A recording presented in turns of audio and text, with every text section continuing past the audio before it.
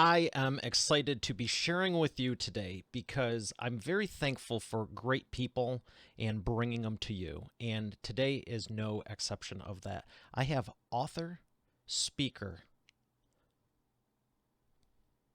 I apologize. We're going to have to edit that, Steve and Nick. I'm excited to bring to you author, speaker, host of Easy School of Hard Knocks podcast, veteran, which I'm very thankful for, and professional musician James Newcomb. He's going to be sharing with you today, right after I thank the sponsor.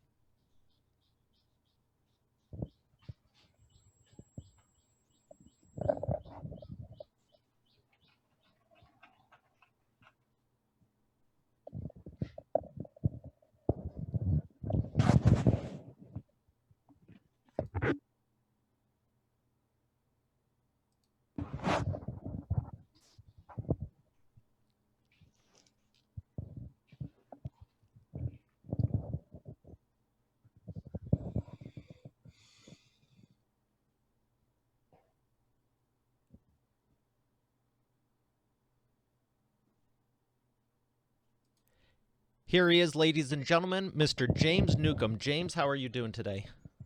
I'm well, Mario. Thank you for having me on your show.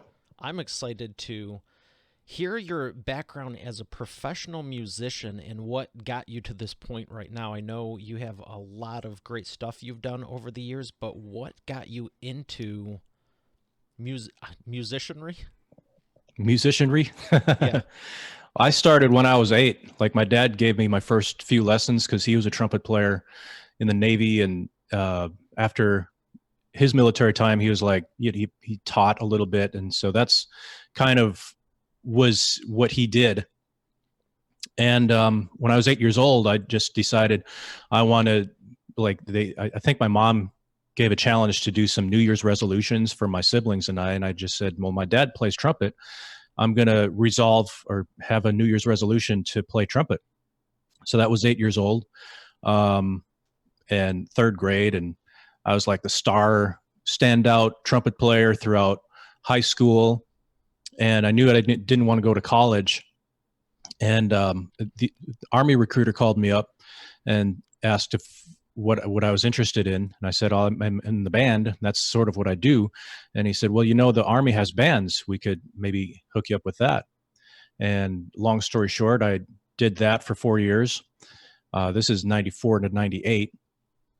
And then 10 years later, I had been out of the military for a while. And I realized that music is more than just a hobby. It's more than just something that I should do as an amateur. Just with some good coaching and with some good mentorship, I decided to make music my really go for it. And really become a really top tier professional musician. And so I went back into the military in 2008 and did that for about 8 years. And since leaving the military in 2015, I've been more into the podcasting and the blogging realm as far as what I do to make my bones. But like we were talking, Mario, before we hit record, is like, I don't play that much, but when I do play, it's professional, because I realize that even if you get paid to play an instrument, you can play unprofessionally. You can have an unprofessional mindset.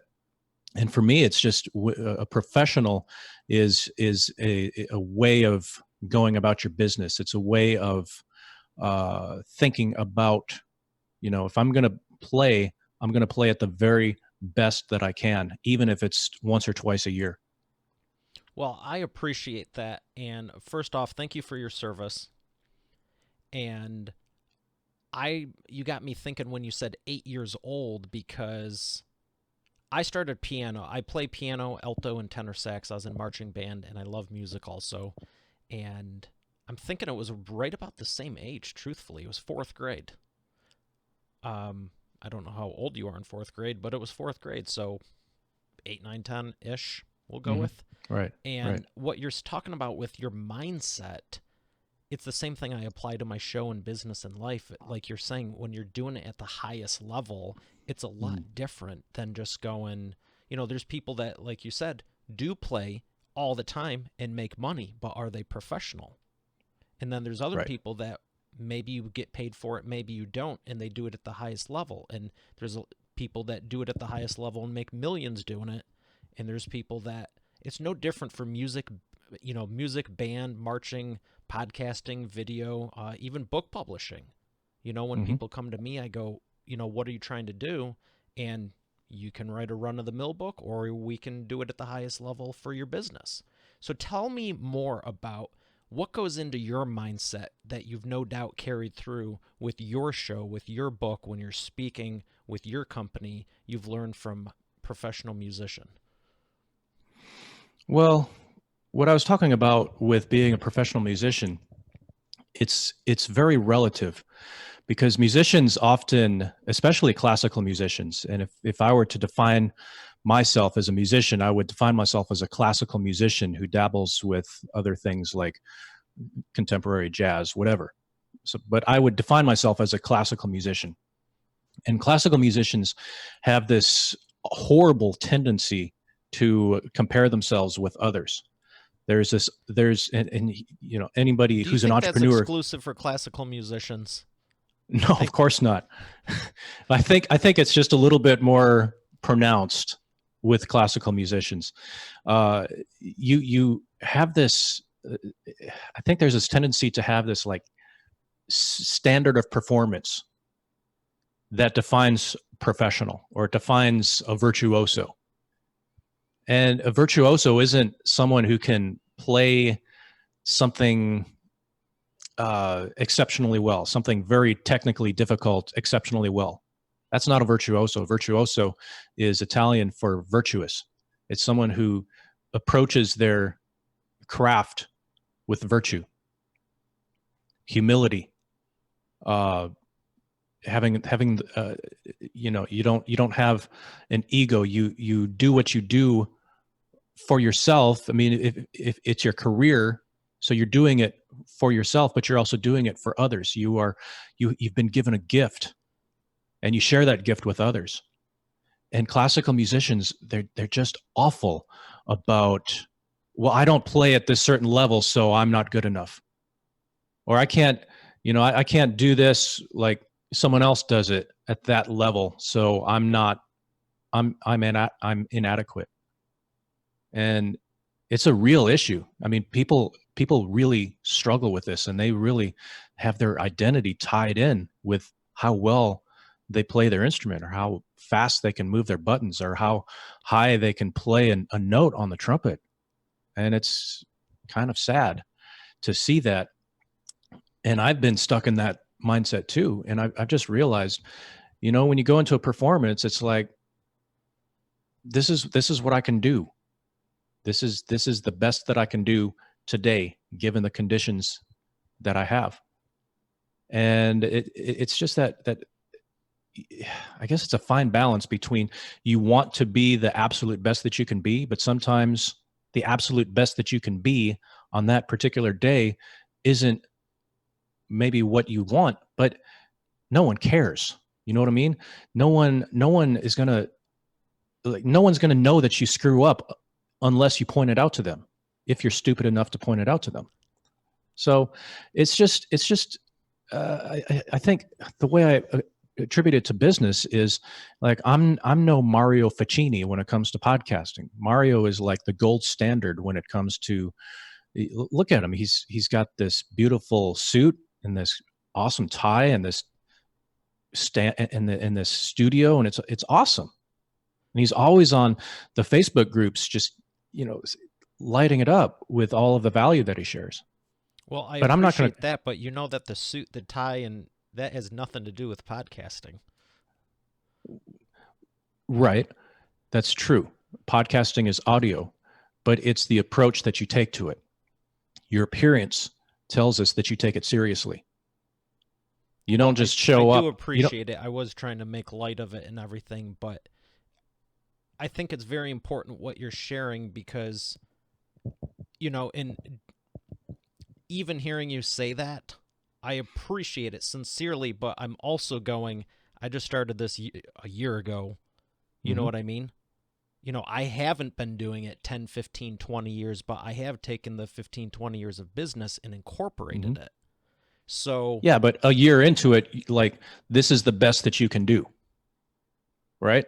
It's like you're not mostly, I giving. have a few things up my sleeve Yeah, that I have to of course. incorporate, but Yeah, everybody. There's always snafus with stuff. So it's not like you have this standard of perfection, and you're gonna excuse me.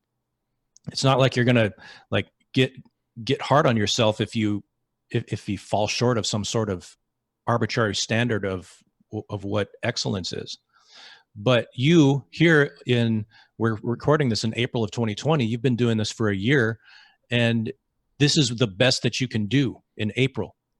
And if you were to do like this standard in April of 2021, if it's the same, well, maybe you're not. Maybe you should be asking yourself if you should be doing it. Because if you're not improving, if you're not getting better, then that's an unprofessional mindset.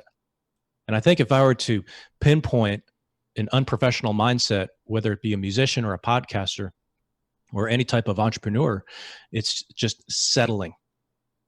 You say, okay, this is the best that I can do, and there's really no reason for me to improve. That's an unprofessional mindset. And musicians who play at extremely high levels have that mindset.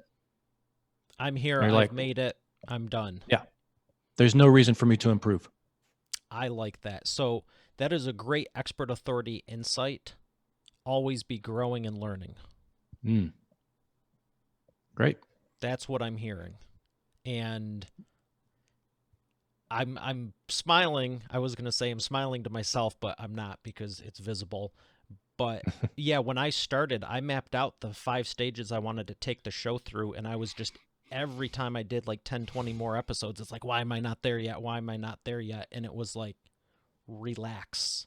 You started 4 weeks ago. You have a few years to incorporate things. You don't need that's part of where my mindset was. And I want to ask you, what are some things people can do to go, hey, I want to move forward. I am ambitious. I do play at the highest level. I do, whether that's a horn or business.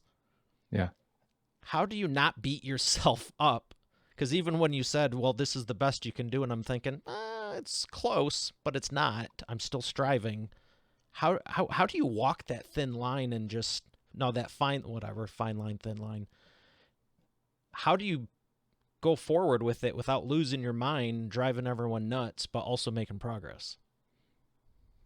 Well, you hit on something just a few moments ago when you said you're talking about, you're frustrated with your progress at such and such a point, but then you say, wait, I've only been doing this for 4 weeks, for 6 weeks or whatever. I still have a few years to work this out. And that, I think, is what's missing with a lot of entrepreneurs. I'm sorry you have to edit these out because I'm sorry. It's the first thing in the morning, and I'm just You can still have my morning apologize to voice. Steve and Nick. I appreciate them. Well, yeah, I edit podcasts too, so I know the deal. I will be doing the audio though, so no big Oh, deal. you're doing the audio. So I sorry, do the Mario. audio. I'll just silence it out. No big deal. Steve and Nick, leave this in. This is funny. But that mindset of I'm going to be doing this a year from now. This is what I'm going to be doing 5 years from now. I see that missing so much from new podcasters or new entrepreneurs. They have this mindset of I've been doing this for 7 days. Why am I not making my living doing this? Why is this not paying the bills? And they don't have the mindset of This is what I'm going to be doing 5 years from now. You don't hear that. That's almost unheard of in modern business. Is 5 years from now? That's like an eternity in this day and age. But if you don't have that mindset of this is what I'm going to be doing for 5 years, you're not going to lay a foundation for success. And like the things that you're talking about, the failures or the falling short of your standards, that's all part of the process of setting a foundation. Because we build on our failures, right? We learn from I our still don't mistakes. like them though. They're not efficient. They screw up the ratios and the numbers. But yeah, But it's all part of your overall success. It's all part of the big picture. I know. 5 years from now, no, Mario, 5 years from now, you're going to think about that mistake that you made in April of 2020 and say, I'm thankful for that mistake. I'm grateful that I fell on my face because I made that boneheaded move, because I learned something from it. And the pain that I felt from that mistake caused me to not make it again, and it caused me to make a better decision in the future. So successes, failures, it's all relative to what you really define success. All right, I gotta ask because I know someone's thinking it. What should the recovery period time be? You screwed up, everything went to heck in a handbasket, and you need to recover now. Should you take a year to do it, a couple years? Should you do it fast? What do you think there is even a I'm taking too long and procrastinating versus, hey, give yourself some breathing room? I tell people Yeah. all the time, enjoy the journey, but that doesn't mean take a journey for a decade. But conversely, maybe you need more than a few days or a week. What do you have any arbitrary time frame at all? Because I know there isn't one, but what's the point of too long versus too short? I have just come out of a scenario of what you're just describing. I Oh, just good. 2 years ago, I separated from my wife of, at that time it was 12 years we had been married, and we had been on the brink for a while, so it wasn't any surprise that it didn't make it. But I wasn't excited about that. I'm sorry to hear that. Truly, I thought it was something business related. Sorry to hear. well, it is business related because at the time I had another podcast called Musicpreneur, and this at the when I sat down with John Lee Dumas himself, and I just paid him for a day of his time, and we hashed out this podcast, this business called Musicpreneur, right?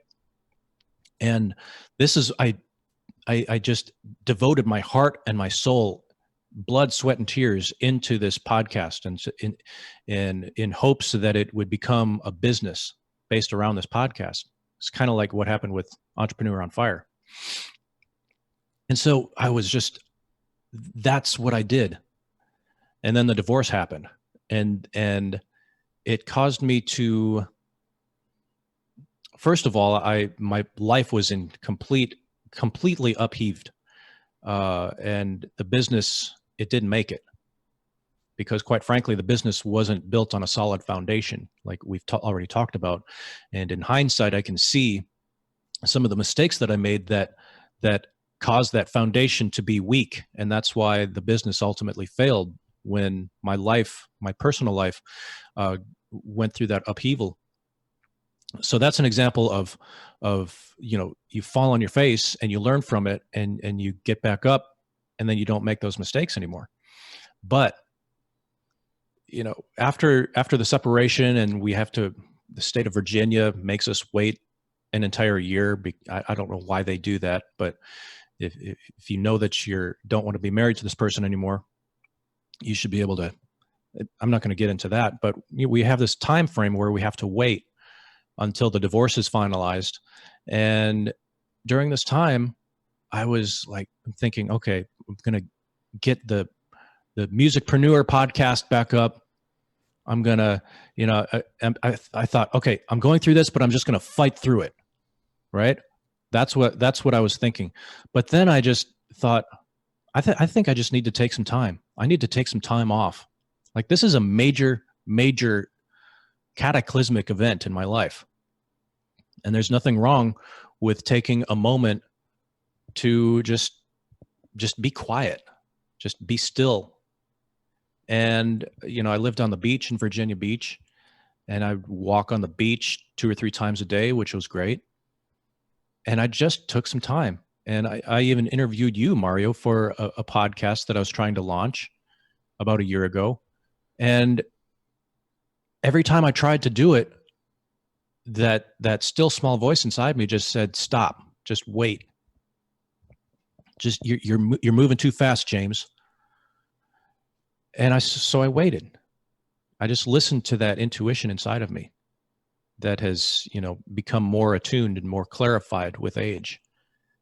And now here we are in April of 2020, and now almost 2 years later, I have clarity on where I should be going with my business. And you mentioned the Easy School of Hard Knocks, and that's the name of my business. It's a podcast. It's eventually going to be an educational platform teaching things, the basic things of business. We have courses on Slack, Trello, Zapier, little things like that. But there's also going to be courses on how to be a good person, how to get along with others, other coworkers, business, whatever. A lot of that has to be hashed out. But if I didn't wait, if I had just tried to power through and make that musicpreneur business work, maybe it would have worked, but I would have been injured. And I just needed that time to process my emotions and just get through the muck. And now that I'm through it, I'm more through it than I was 2 years ago. Things clarify with time, and there is no set time. I think it's just you just know when it's time to move. It's something inside of me just said it's time to stop, and then something inside of me said it's time to go. You got to get going, James. Well, I'm glad you had that realization. I've had that a couple times in my life, and I think when people just stop inundating themselves with messages and signals and this, that, the other thing, and just listen, we're pretty smart. When we can figure out stuff on our own. I think people just don't calm down long enough to go, give your brain a chance to let it do its thing. It's one of my favorite things to do. You get a good idea today, let's think about it. Give it a 24, 48-hour window. See what comes to you when you're cooking, in the shower, getting the mail, just doing nothing at all, and you'll get the answer. So, yeah, I first had the idea for the Easy School of Hard Knocks came to my mind while I was walking on the beach about a year and a half ago. And I was just thinking, like, man, building a podcast is about the hardest thing you'll ever do in your life. But doing a podcast is so easy. It's not difficult to make a podcast. Once you learn the basics of it, it's not difficult. It's not rocket surgery. But actually making a business out of it and being successful at it is really difficult. So I just kind of put the easy and then the School of Hard Knocks together. It was a catchy little business name, but that was a year and a half ago. And now 18 months later, I'm getting going with it full speed ahead. So I had the idea, but it took a long time to where I was in a state of mind where I was ready to move forward with it. Well, I'm glad you are, because I know you have so much value even beyond what you've shared already. And I think it's great that you talked about that time to heal, because there's this quote by someone smarter than me, and it's something, if you don't heal the wound, you'll always bleed on the people who didn't cut you. That's a good one. Wow. That I can apply to a lot of stuff, I'm sure, as other people can and you can. And I was just like, wow, that is profound. Yeah. So let me ask you this before we go to the imperfect action round. What would you say is your biggest success story that, despite all of this, because of your mindset for professionalism, what would you say is one of your biggest success stories? I think my biggest success story is just having gone through failure after failure after failure, and I'm still in the game. Like I just didn't quit. Like I said, I'm not trying to brag here. I don't mean to come off as arrogant, but a lot of You people, could say you could talk for about 10 minutes straight with all you've done and it wouldn't come off that way. thank you. But what I'm saying is that there are many people who would go through what I've been through and they would give up. And I don't mean that to be arrogant, but I've seen some things and I've been around the block a couple of times and I have suffered. But I don't take that suffering as like some sort of permission to Be a victim. be a victim or think that I'm entitled to anything. I just failed. I realized how I contributed to the failure and I just got back up and said, I'm going to succeed. And it's not, success is not, for me, it's not tied to a certain number of downloads for my podcast, or it's not like a certain number of amount of money that I make. That's not success. Success for me is just doing what I believe I was put on the earth to do, having that mission, that vision for your life clarified, and doing it, irrespective of money or Well, I'm fame glad or you whatever. I'm glad you are. Thanks, man. I'm glad to be I here. have one more for you, and it's a fun one. We're gonna spin the wheel of whatever here. Um, everyone thinks I'm joking about that. That thing's real. Oh yeah, let me see it. Where is it? Where is it? I think You it's in must the have box. misplaced it. It's Yeah, in the box. okay. Got it. I'll make sure you see it. I gotta paint that. Who is someone you'd really love to have dinner with that you haven't been able to yet? Huh. I was about to say my wife, but we have dinner together every night.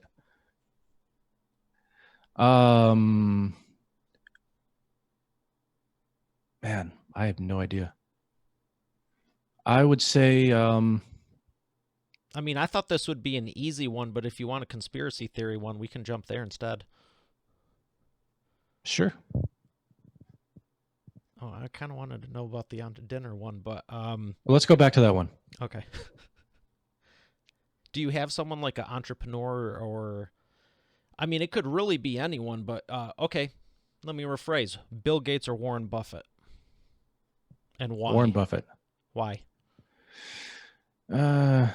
He, with all due respect to Bill Gates, Warren Buffett has been in the trenches, and he just comes across to me as a little more seasoned, a little more wise. Bill Gates, I think, came across as rich as a little quicker than Warren Buffett. Okay. That's fair. Nice. All right, we're going to thank our sponsor and come back for the imperfect action round.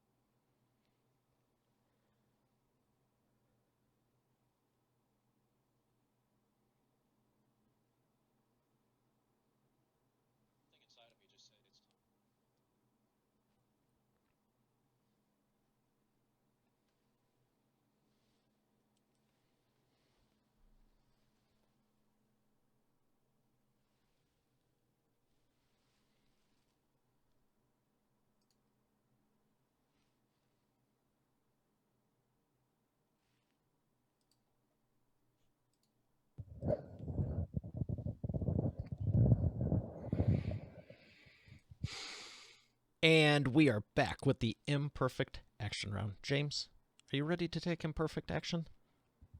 Nope. Are Of course you I am. I'm always ready to take imperfect action. I feel the same way. First question I have for you. What is the fastest path to the cash? Here you go down the road that is by Tower C. You take a right, and then there's Vietcom Bank right there. No kidding. Fastest way I know. Don't tell me that. I like. No, I'm not even going to say that. No, I will. Bank robber movies. If you're implying to rob the bank, You asked the fastest way. okay, that's fair. There's a good one I just saw this week. Number 2. What is the biggest problem you see your prospects make and the fastest way they can fix it? I think going back to that mindset of if you're doing this, you're going to be doing it 5 years from now.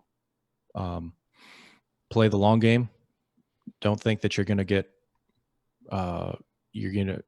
have all your dreams come true in the first 3 months. What about 4? Yeah. What about 4? But just have this attitude of this is what you're doing. It's a process of learning and growing, and stick it out. Be committed to doing it 3 to 5 years from now. Love that. Great expert authority insight. Number 3, what is the best way to maximize customer lifetime value? Customer service. Be nice to people. Answer the phone within the second ring. Actually have a phone number that people can call and talk to a real person, which is kind of a novelty in modern business, but it turns out people do like to talk to people rather than just fill out a form on your website. So something to think about. That is very true, and you're making me think of when I think it was a BlackBerry or something. He's like, you can satellite uplink, it does some video stuff, you can go on the interweb, and boom, boom, boom. Like 10 minutes later, I go, oh my gosh, this thing's so cool. Yeah, it's the latest and greatest. And I'm like, will it make a call? Right. And he just started cracking up. It's like, it's a phone. Like, I'm glad it does all the other stuff, but can I call clients? Right. All right, business book. Which couple business books could you recommend for Expert Authority World?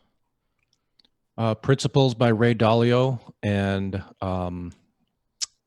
Conscious Capitalism by John Mackey, Nice. founder of Whole Foods.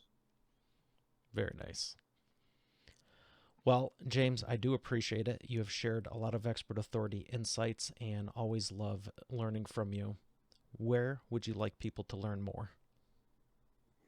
easyschoolofhardknocks.com. And if I can give a shameless plug for a project I'm working on that I think people listening to this will be interested in. Absolutely. It was on the forum. I'm glad you have one.